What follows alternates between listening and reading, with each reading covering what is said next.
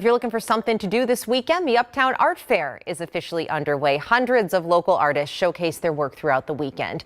And that includes one woman who found a new calling after a life-changing diagnosis. Kaya Edwards is live now with her inspirational story. Kaya?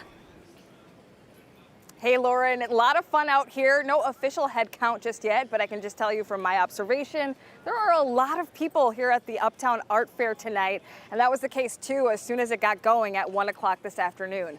Let's take you inside one popular booth.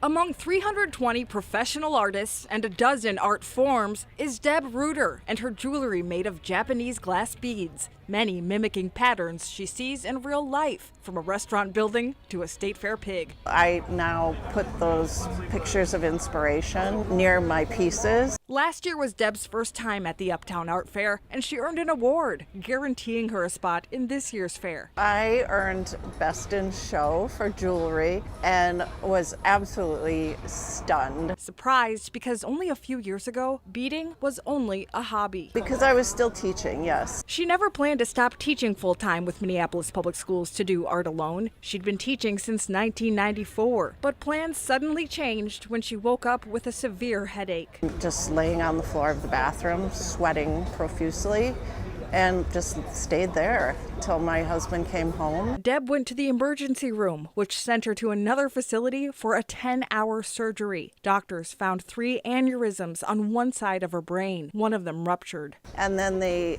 found that I had another one on the other side, but I had to do that surgery 3 months later. My neurosurgeon said, no, you're done with teaching. I was worried that I wouldn't be able to bead, but I can. And she says beading is especially therapeutic now. I struggle with depression, and I'm open about that. And it was amplified with the brain aneurysm. But I like to come to these events, just talking about like, oh yeah, that's a building that inspired me to make that piece is really helpful. You can find Deb at booth 305 right outside of the Hoban Korean barbecue restaurant behind me. The Uptown Art Fair as a whole, it goes through 5 o'clock Sunday evening. And don't forget about the Powderhorn Art Fair also happening this weekend in South Minneapolis. Back to you. Well, the best thing about those art fairs is the opportunity to stop and talk to artists like Deb. And her story is just so amazing. Right. Kaya, thank you.